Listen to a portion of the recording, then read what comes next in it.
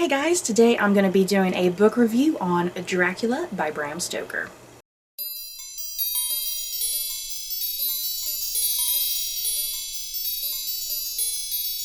I know I'm calling this a book review. It's not really a book review per se, I guess. Really, I just wanted to show off my beautiful new edition of Dracula, really, more than anything than actually review this book. Yeah, I have previously talked about Dracula in another book review that I did quite a number of years ago, because I read a book called Dracula, My Love by Siri James, and when I did my book review for that book, because that was a retelling of Dracula, when I did my book review for that book, I also kind of did a little mini book review for Bram Stoker's Dracula within there. So yeah, I'm not really going to sit here and re-review the book. Like I said, this is just me wanting to kind of show off this really gorgeous new edition I got. Yeah, kind of to re-talk about some of my favorite highlights from Dracula, give you some reasons why you should read this book if you haven't already. And yeah, I guess no spoilers. This book is a couple hundred years old by now, I believe, so I mean, what is there to be spoiled about technically? But yeah, this is really just going to be me kind of gushing about this book and telling you why you should read it, I suppose. And yeah, specifically get this gorgeous edition. So yeah, this is what this looks like up close. It is a Knickerbocker classic with this like a cloth-bound sort of covering. And yeah, it does. It feels like cloth. It doesn't feel like a traditional type of book. And yeah, you can rotate it. There's the siding, which is really lovely, which I think I have upside down, don't I? I can't tell. Is it right? I think it's right now. And yeah, there's the back. Yeah, you can take off this flap, this cardboard. You can take this off if you don't desire to have the cardboard back here. And then yeah, there's the siding, which is normal. Yeah, there's this little thing here, the little strap that you can open, and yeah, it just opens right to the book. And yeah, the writing, I mean, if you're kind of looking in there, the writing is it's a nice little size. It's not too terribly tiny or small or anything. So yeah, it's kind of it's almost more of a compact edition of the book in some ways. Like if you're looking for something smaller to carry around with you rather than something larger. So yeah, I haven't even given a summary about what Dracula is even about if you haven't read it by chance. Dracula, it takes place like in the I want to say like the late 1800s, something like that, maybe mid-1800s. I'm not sure if there's even a date given in here. But yeah, it takes place somewhere in there. And it initially opens with a young man named Jonathan Harker. He's off to Transylvania to deal with the estate of Count Dracula, because Dracula, he wants to move on over to England at some point. So there's all of this stuff going on with Jonathan Harker and Dracula, and Jonathan Harker learning the truth about what Dracula is, or at least kind of suspecting some things and kind of being weirded out by what Dracula gets up to. So yeah, eventually the narrative switches over from Jonathan Harker, and we meet other characters like his girlfriend slash wife, Mina, and her friend Lucy, and Dr. Seward, and Van Helsing, the pop culture icon Van Helsing, finally pops up. So yeah, I mean, this is a book, I mean, even if you've never read it, I think a lot of the names most likely sound very, very familiar. If you are into the fantasy, science fiction, supernatural genre, I suppose. And yeah, this is obviously, I think I mentioned this already, this is obviously a reread of this book for me. I've owned quite a few different editions of this book over the years, but I think this is one of my favorites. I do own another edition that my mom got me when I was a teenager. It's like all red. The entire book is red, the cover is red, the pages are red, the illustrations inside are red. I still have that copy, and I really love that one since my mom gave that one to me. But yeah, I really like this one too. Yeah, how many times have I read this book?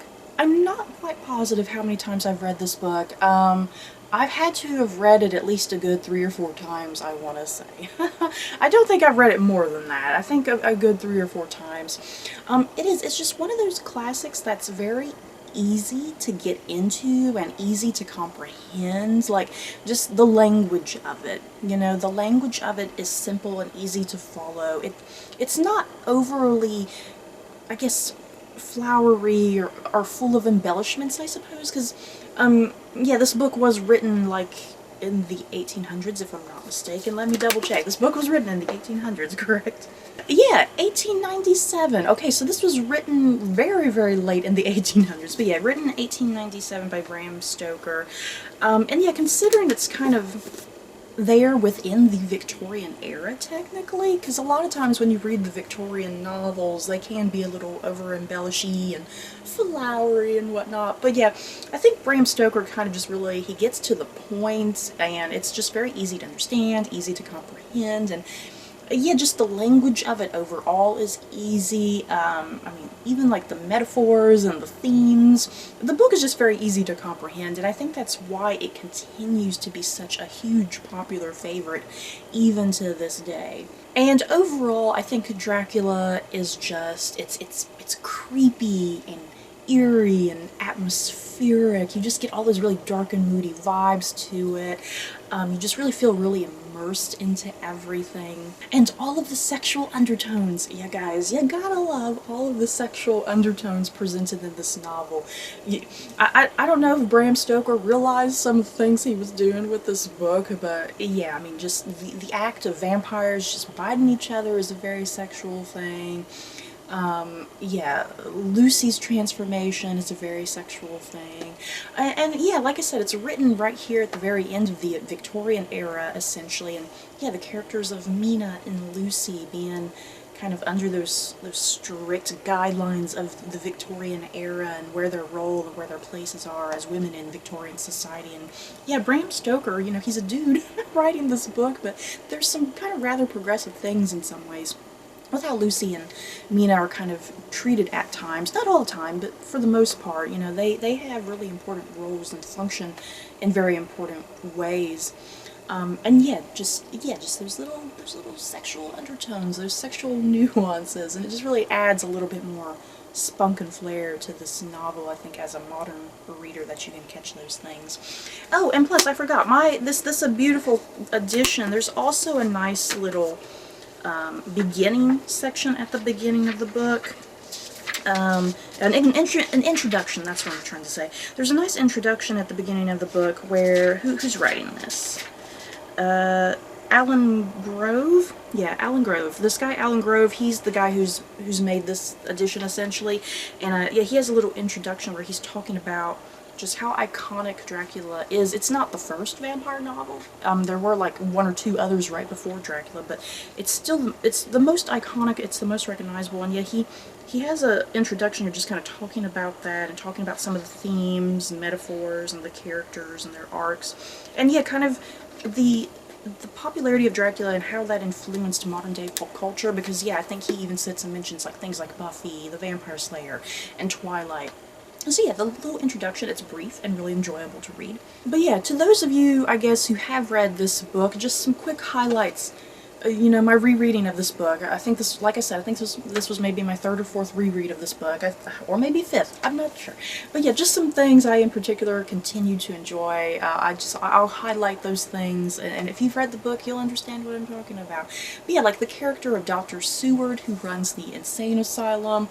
You know, I always forget Dr. Seward has such a huge role in this book. I always sit and think the main focus is kind of on Jonathan and Mina and Van Helsing, but no, Dr. Seward, when you think about it, the character Dr. Seward, he practically narrates almost this entire novel, weirdly enough, and yet for huge chunks of it too, because Dr. Seward is the one, alongside Van Helsing, it's the two of them who are really trying to figure out what vampirism is, and yeah, going through with all the stuff with the blood with Lucy later on.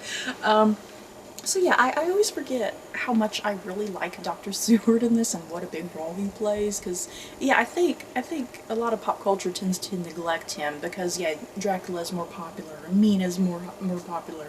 And Jonathan Harker's early chapters, those early chapters, you guys, my God, I mean, those continue to be some of my favorite chapters in this whole book, when Jonathan's at Castle Dracula, and yeah, just the atmosphere, the creepiness and the chilliness, and yeah, you're not sure if Jonathan's gonna make it out alive, and yeah, is Dracula gonna kill him at some point? Yeah, just absolutely terrifying first couple chapters. Really leaves an impression on you as a reader. And then poor Lucy, you guys. I always love Lucy. It's a shame that Lucy's only in this book like halfway through pretty much, but she makes an impact, I think. I really love Lucy's character and her friendship with Mina. And yes, speaking of Mina, I do love Mina as the female protagonist of this book. She's very smart and independent in her own way. She can function without Jonathan for the most part. And yeah, she serves a very valuable purpose because she's the one writing down all their notes, you know, as they're learning more and more about Dracula and the notes that they're getting from it. Yeah, she's the one kind of making the notes, kind of being the secretary almost, if you will. She's the one keeping everything straight and organized, and yeah, when they need recall for information, she's quick with that. So yeah, she serves one of the most valuable functions in this book. And Van Helsing, yeah guys, you know, Van Helsing may be a kind of a grumpy old man in this book. I tell you what though, I don't picture him as a grumpy old man, because thanks to the 2004 movie Van Helsing starring Hugh Jackman will always be my Van Helsing. I don't care what anybody says. And like earlier, I mentioned that Dr. Seward is kind of one of the largest main characters, and he narrates a good chunk of this book. I kind of always forget about Dracula being on the opposite end of this story. Dracula is barely even in this book. He's kind of at the beginning. He has a few little scatterings in the middle, and then he's kind of barely even at the end.